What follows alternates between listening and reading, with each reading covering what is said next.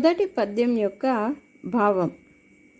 కబీర్ దాస్ కహతే హేం కి, కబీర్ దాస్ ఈ పద్యం ద్వారా ఏమి చెప్తున్నాడంటే, ఇన్సాన్ కో ఐసీ భాష బోల్నీ చాహియే कि सुनने वाले के मन को बहुत अच्छी लगे.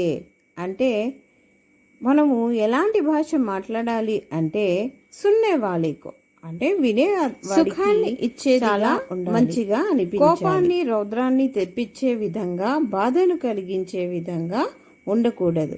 అందుకే కబీర్ దాస్ అంటున్నారు, మనం మాట్లాడే భాష ऐसी होनी चाहिए कि सुनने वाले के मन को बहुत अच्छी लगे. ऐसी भाषा दूसरों को तो सुख पहुंचाती ही है, इसके साथ साथ खुद को भी आनंद का अनुभव होता है.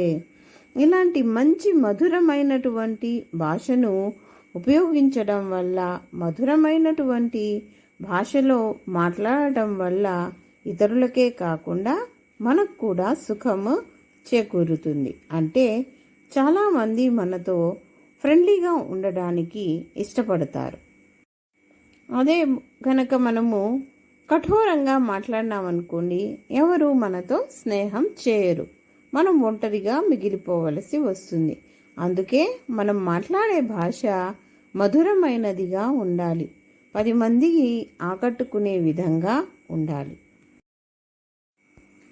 రెండవ పద్యం యొక్క భావం ఏమిటంటే, हिरन के शरीर में नाभि में कस्तूरी होता है. హిరన్ అంటే జింక. జింక నాభిలో కస్తూరి అనేది ఒక సుగంధ ద్రవ్యాన్ని వెదజల్లే పదార్థం అన్నమాట. ఆ పదార్థము ఎక్కడ ఉంటుంది అంటే, హిరన్ నాభిలోంచే స్వయంగా పుడుతుంది. హిరన్కి ఈ విషయం తెలియదు. హిరన్ కో కస్తూరి కి సుగంధ్ బహుత్ పసంద్ హోతా హై. హిరన్కి ఆ సువాసన అంటే చాలా చాలా ఇష్టం. కానీ ఆ సువాసన వెదజల్లే పదార్థం తన నాభిలోంచే పుట్టిందన్న సంగతి హిరన్కి తెలియదు. పరంతు వహ్ జాంతా నహీ హై కి కస్తూరి ఉస్కే శరీర్ మే హై.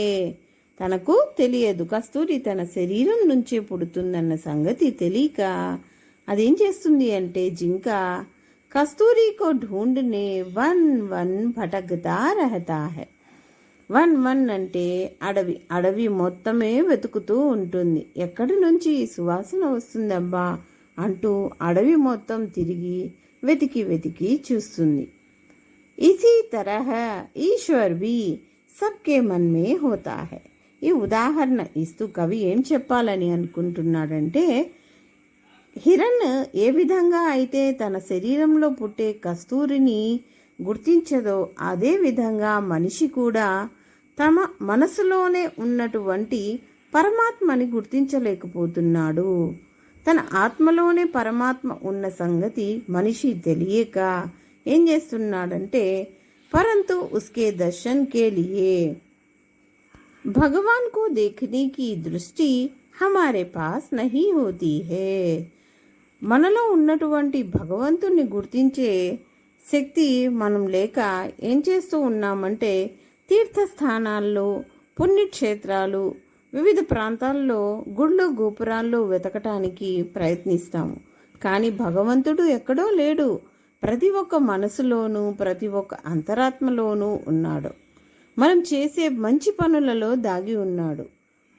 कबीर दास कहते हैं कि तीर्थ स्थानों में भटक कर भगवान को ढूंढने से अच्छा है कि భగవంతుణ్ణి వెతకటానికి తీర్థస్థానాలు, పుణ్యక్షేత్రాలకు వెళ్లకుండా మన అంతరాత్మలో ఉన్నటువంటి భగవంతుణ్ణి గుర్తించాలి అని ఈ పద్యం ద్వారా కబీర్ దాస్ మనకు చెబుతున్నాడు.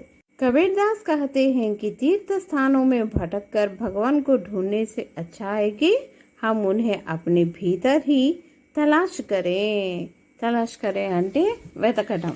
మనలో ఉన్నటువంటి మన మనసులో ఉన్నటువంటి పరమాత్మని మనము గుర్తించాలి అని అంటున్నాడు. మిగతా 2 పద్యాలు 2 భావాలతో మరొక వీడియో మీ ముందుకు తీసుకొస్తాను. ఈ వీడియో గనక పిల్లలు మీకు నచ్చితే లైక్ చేయండి, షేర్ చేయండి. నా ఛానల్ని తప్పకుండా సబ్స్క్రైబ్ చేసుకోండి.